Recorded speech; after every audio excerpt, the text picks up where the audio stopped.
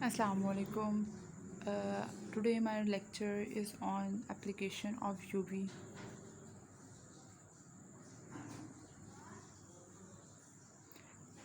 Assalamualaikum. Today my lecture on application of UV visible spectroscopy in separation process. Means separation process में ultraviolet spectroscopy and visible spectroscopy की क्या application है उस बारे में हम आज कुछ डिस्कस करेंगे। यूवी विजिबल स्पेक्ट्रोस्कोपी हमारी रूटीनली एनालिटिकल केमिस्ट्री में बहुत ज़्यादा स्कोप है इसका।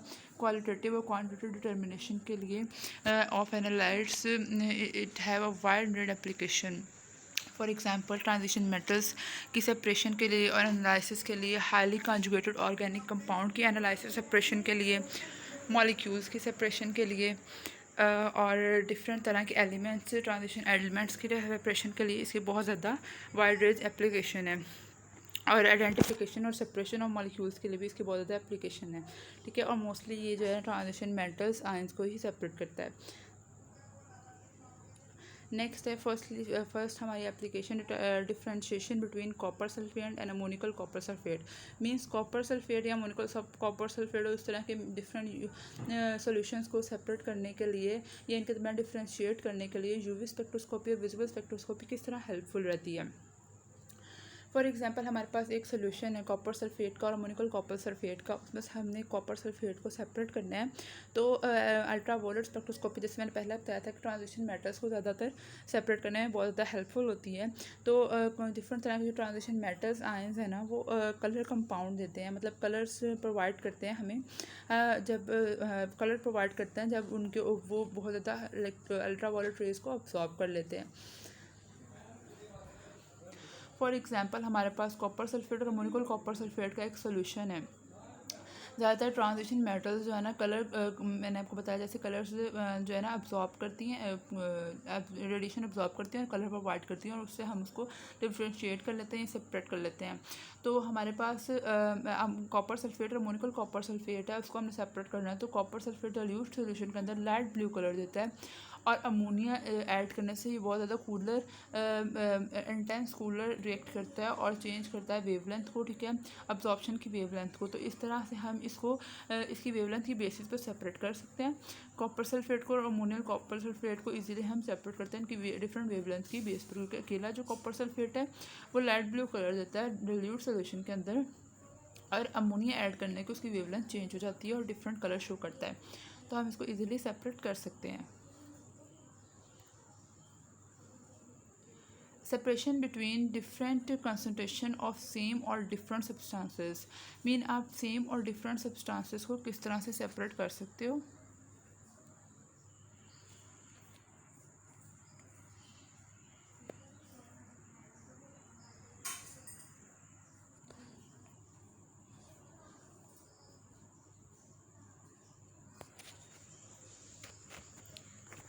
Separation between different concentration of same और डिफरेंट सब्सटेंसेस मीन कि हम आपको एक सोल्यूशन दिया जाए डिफरेंट कंसनट्रेशन का सब्सटेंसेस की, तो हम उसको किस तरह से सेपरेट कर सकते हैं। और डिफरेंट सब्सटेंसेस दिए जाए सेम कंसनट्रेशन में, तो हम उसको किस तरह से सेपरेट कर सकते हैं। बियर लैम्बर्ट लॉ हमें कहता है कि अब्जॉर्बेंस जो है ना इस बात के डायरेक्टली प्रोपोर्शन है, इस बात से बढ़ती है कि हमारे पास कंसनट्रेशन उस अब्जॉर्बिंग सब्सटेंस की या अब्जॉर्बिंग स्पीशीज की ज़्यादा होनी चाहिए। फॉर एग्जांपल किसी सोल्यूशन को आप सेपरेट करना चाह रहे हो, उस सोल्यूशन में से कोई चीज़ आप सेपरेट करना चाह रहे हो, कोई मेटल आयन या कोई भी कंपाउंड पे सेपरेट करना चाह रहे हो, तो उसकी कंसनट्रेशन उसके अंदर ज़्यादा होनी चाहिए और वो ज़्यादा रेडिएशंस को अब्जॉर्ब करेगा और अब्जॉर्ब करके ईजिली सेपरेट हो जाएगा। ठीक है, एक फिक्स पाथ लाइन होती है जितनी जो कि हेल्प करती है या यूज़ होती है to determine the concentration of absorber in a solution, कि कितनी कंसनट्रेशन है उस अब्जॉर्बर की सोल्यूशन के अंदर। इस तरह हमारे पास यूवी स्पेक्ट्रोस्कोपी जो है क्वालिटी के साथ क्वांटिटेटिव अब्जॉर्प्शन भी देती है, क्वांटिटेटिव एनालिसिस भी हमें प्रोवाइड करती है। ठीक है, बहुत ज़्यादा नेसेसरी बात ये होती है कि जिस अब्जॉर्बेंस जो सब्सटेंस है ना अब्जॉर्बिंग सब्सटेंस, उसकी कंसनट्रेशन ज़्यादा होनी चाहिए। ठीक है, अब्जॉर्बेंस इस बात से चेंज होती जाएगी कि आपकी कंसनट्रेशन कम या ज़्यादा है। तो इजीली हमारे पास इजी होगा इसको डिटरमाइन करना कि इसकी क्वालिटी कितनी, क्वालिटी के साथ साथ क्वांटिटी कितनी है। तो the different concentration of the same और different substances can be identified and separated based upon the absorption at known wavelength. Next one is identification of different conjugate system. मतलब कि हमारे पास डिफरेंट कॉन्जुगेट सिस्टम्स हैं, तो हम उसको किस तरह आइडेंटिफाई या सेपरेट कर सकते हैं। तो फॉर एग्जांपल हमारे पास अब कॉन्जुगेट सिस्टम होता क्या है। कॉन्जुगेट सिस्टम मीन हमारे पास एक ही तरह का हाइड्रोकार्बन है। फॉर एग्जांपल हमारे पास अनसैचुरेटेड आपके पास ब्यूटेन है, ठीक है, ब्यूटीन है, तो आपके पास अनसैचुरेटेड ब्यूटीन है, तो दूसरे भी आपके पास ब्यूटेन हो लेकिन एक के अंदर एक डबल बॉन्ड हो और दूसरे के अंदर दो डबल बॉन्ड हो, और एक आपके पास 3 डबल बॉन्ड वाली ब्यूटीन हो, मीन एक ब्यूटीन और एक ब्यूटा 1,3-डाइन हो और एक 1,3,5 हेक्साट्राइन हो। तो how you can separated them, this one is a conjugate system and how you can identify and separated them. तो हम इसको इजीली सेपरेट कर सकते हैं या आइडेंटिफाई कर सकते हैं with the help of UV और विजिबल स्पेक्ट्रोस्कोपी। क्योंकि इसको हमारे पास जो सिंगल डबल बॉन्ड वाली जो है ना, एक डबल बॉन्ड वाली हमारे पास ब्यूटेन है, तो वो 171 नैनोमीटर पे अब्जॉर्प्शन शो करेगी, मतलब डिफरेंट वेवलेंथ पे अब्जॉर्प्शन शो करेगी। और दूसरी ब्यूटा 1,3-डाइन है, वो 217 नैनोमीटर की वेवलेंथ पर, मतलब लॉन्गर वेवलेंथ पर जो है मैक्सिमम अब्जॉर्प्शन शो करेगी। और तीसरी 135 हेक्साट्राइन है, वो स्टिल लॉन्गर वेवलेंथ पर जो है अब्जॉर्प्शन आपको शो करेगी। तो मीन्स जिस तरह सैचुरेशन बढ़ती जाती है तो मॉलिक्यूल्स की जो है वेवलेंथ भी बढ़ती जाती है, और इजीली हमें जो है ना कॉन्जुगेटेड मॉलिक्यूल्स की अल्ट्रा वायलेट स्पेक्ट्रोस्कोपी से डिफ्रेंशिएशन हम कर सकते हैं। पॉलीइन्स के बारे में कहा जाता है कि इसमें 20 डबल बॉन्ड्स होते हैं, तो ये येलो कलर प्रोवाइड करती है। रेड कलर और कैरेट और टोमेटो का रेड कलर जो है वो भी कॉन्जुगेटेड मॉलिक्यूल की वजह से होता है। Next one is identification separation of the functional group. How you can separated the functional group. तो हम फंक्शनल ग्रुप्स को भी यूवी स्पेक्ट्रोस्कोपी और विजिबल स्पेक्ट्रोस्कोपी के मेथड से सेपरेट कर सकते हैं।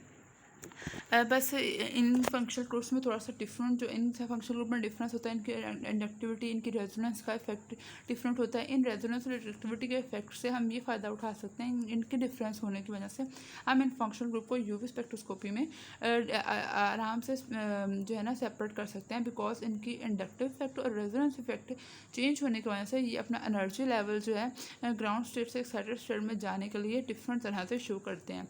जब एनर्जी लेवल इनका डिफरेंट होगा तो ईजिली जो है यूवी और विजिबल स्पेक्ट्रोस्कोपी से सेपरेट हो सकती हैं। Next one in analysis and separation of multi component mixtures. आपके पास मल्टी कंपोनेंट्स हैं मिक्सचर के अंदर, मतलब बहुत ज़्यादा कंपोनेंट्स हैं, तो हाउ यू कैन एनालाइज और सेपरेट देम।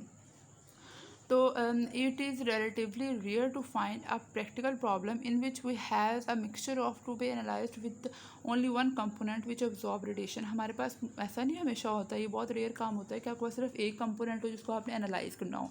डिफरेंट कंपोनेंट्स का मिक्सचर आपको दिया जाता है, कुछ स्मॉलर वेवलेंथ शो करते हैं, कुछ हायर वेवलेंथ पे अब्जॉर्ब होते हैं, डिफरेंट तरह के आपको कंपोनेंट दिए जाते हैं, मल्टी कंपोनेंट दिए जाते हैं, और उसको कहा जाता है कि सेपरेट करें। तो when there are several components which absorb at the same wavelength, कुछ ऐसे भी कंपोनेंट होते हैं जो सेम वेवलेंथ में अब्जॉर्ब हो add together, and it is no longer true that the absorbance of the sample is proportional to the concentration of the one component. और ज़्यादातर ऐसा भी नहीं होता कि आपके जो है अब्जॉर्बेंस इस बात पर डिपेंड करेगा कि कंसंट्रेशन कितनी है उस कंपोनेंट की। तो वहाँ पर क्या करेंगे कि हम उन मल्टी मिक्सचर्स को हम सेपरेट किस तरह करेंगे, तो वो यूवी उसके लिए भी बहुत ज़्यादा जो है ना एप्लीकेशन शो करता है। लेकिन पुराने टाइम में यूवी स्पेक्ट्रोस्कोपी के पास इसके लिए कुछ एप्लीकेशन नहीं थी कि मल्टी कंपोनेंट्स को जो भी सेम कंसंट्रेशन वाले हों और सेम रेडिएशन शो करते हों एट द सेम टाइम और सेम वेवलेंथ से, तो उसको किस तरह सेपरेट करें। तो अल्ट्रावायलेट के पास की एप्लीकेशन नहीं थी, लेकिन अब मॉडर्न इंस्ट्रूमेंट्स इस तरह के आ गए हैं कि इनको मल्टी कंपोनेंट्स को भी वो इजीली सेपरेट कर सकते हैं बाय द यूवी स्पेक्ट्रोस्कोपी और visible spectroscopy. And now this is also application of the visible और UV spectroscopy. Separation of analytical chemistry. Analytical chemistry के डिफरेंट कंपोनेंट्स को हम किस तरह सेपरेट कर सकते हैं। तो since the bands of the UV visible in intense so small quantity of substances can easily detected, small quantity को ईजिली डिटेक्ट कर सकता है यूवी स्पेक्ट्रोस्कोपी।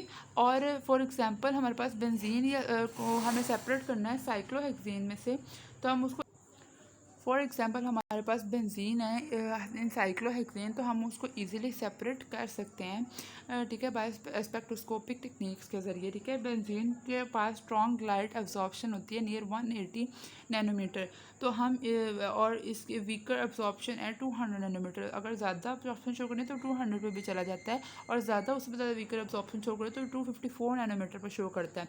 लेकिन साइक्लोहेक्सेन जो है, due to the absence of the chromophore or conjugated system is inactive to the UV visible spectrum। मतलब chromophore अगर मौजूद नहीं है तो साइक्लोहेक्सेन जो है एब्सॉर्प्शन शो नहीं करेगा, इसलिए आप इजीली बेंजीन को सेपरेट कर सकते हो। नेक्स्ट है drug separation.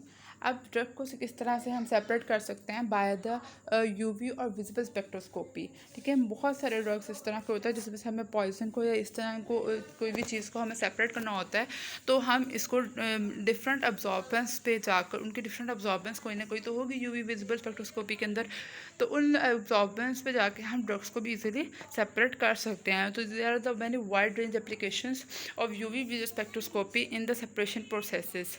Thank you very much.